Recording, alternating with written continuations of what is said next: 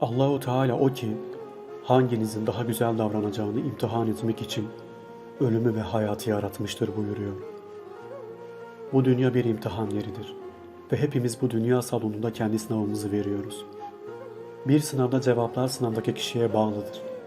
Örneğin bir hoca bir öğrenciyi seviyor diye onun sınavda yanlış cevap vermesine müdahale edip de cevabı kendisi yazarsa bu yaptığı kopya ve kayırmadan ibaret olur ve asla dürüstlükle bağdaşmaz. Sevdiği öğrenci olsa da sınavda müdahale etmemek, yani bir öğrencinin sınavda yanlış yapmasına izin verip sonra da onu sınıfta bırakmak, hocanın sevgi veya sevgisizliğiyle değerlendirilmez. Aksine böyle bir hoca hakkaniyetli ve mesleğine sadakatli diye takdir edilir. Kul için bu böyledir de Allah için niye bunun tersi düşünülür? Allah'ın bu dünyada kötülüklere direkt engel olmaması, imtihan dünyasında olmamızdandır. Bu dünya bir imtihan salonudur ve yanlış yapana da, doğru yapana da müsaade edilmiştir. Eğer yanlış yapanlara müdahale olsaydı, bu imtihan salonunun bir anlamı olmazdı. Sevap işleyenlerin başına güller saçılsaydı ve günah işleyenlerin başına da dikenler atılsaydı, artık bu dünya bir imtihan yeri olmaktan çıkardı. Allah insana hür iradesiyle hareket etme özgürlüğü vermiştir. İnsan ister, Allah yaratır. Örneğin, ateş inanan birini yakmasa ama inanmayanı yaksa, namaz kılanın başına güller, kılmayanın başına taşlar yağsa, o zaman herkes Müslüman olur ve Ebu Bekir ile Ebu Cehil arasında fark kalmazdı.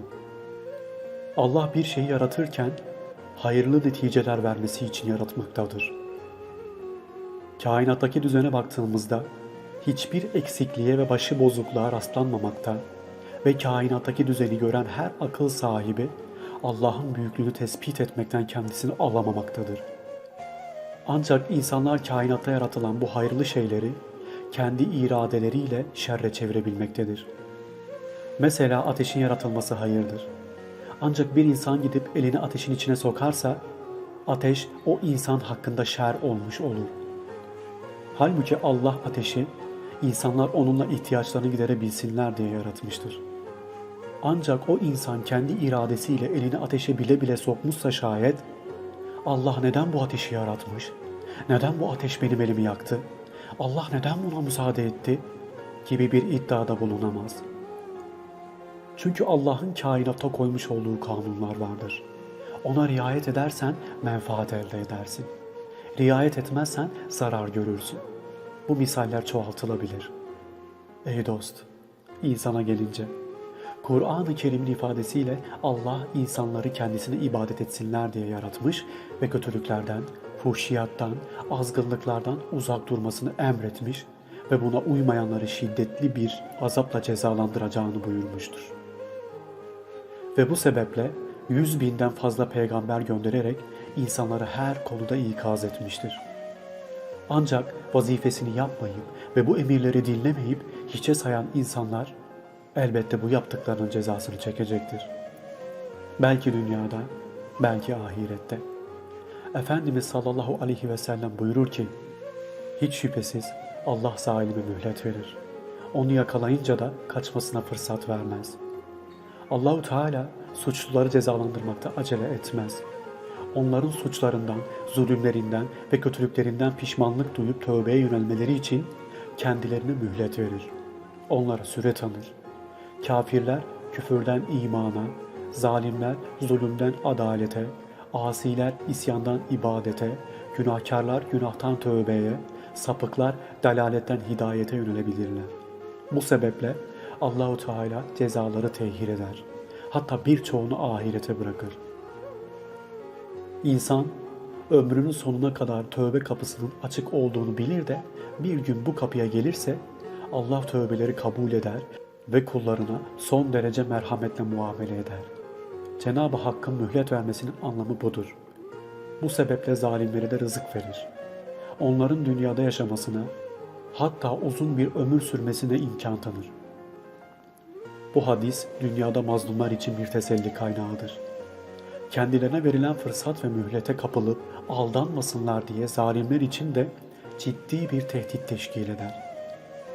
Allah Teala bu gerçeği şöyle beyan etmektedir.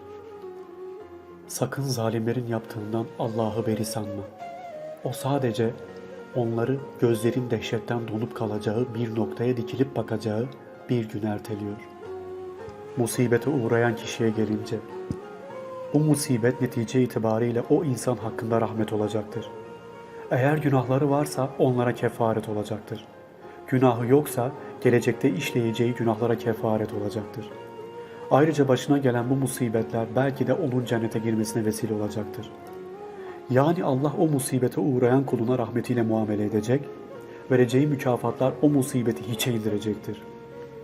Bizler olayların iç yüzünü bilemediğimiz için zahiren kötü olan bir olayı hemen kötüye yorumlayıp neden bu böyle oldu, neden şöyle oldu diye itiraz etmekteyiz.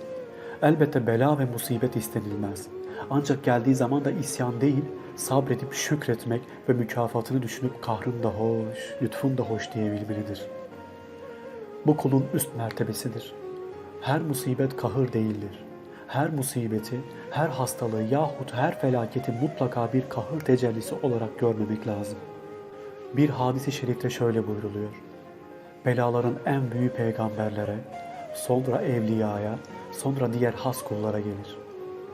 Bu kısa dünya hayatında başımıza gelen hastalıklar, belalar, sıkıntılar, ebedi hayatımız hakkında hayırlı oluyorsa, ne gam, ne keder kişiye ağır gelmez. Bu dünyanın bütün fani belaları ve sıkıntıları ebedi saadet yanında hiç hükmünde kalmıyor mu? Ama insanın nefsi peşin zevkin talibidir. İstikbale nazar etmez. O saha akıl ve kalbe aittir. Her musibet mutlaka kahır değildir. Nefsimizin hoşuna gitmeyen ve fani dünyamızı karartan olaylar ya ilahi bir ikazdır, bizi yanlış yoldan geri çevirir ya da günahlarımıza kefarettir. Acımızı bu dünyada çektirir. Ebedi aleme bırakmaz. Yahut insan kalbini geçici dünya hayatından Allah'a ve ahirete çevirmeye bir vesiledir. Musibetler insan için sabır imtihanıdır. Bu imtihanı kazanmanın mükafatı ise çok büyüktür. Allah'a emanet olun.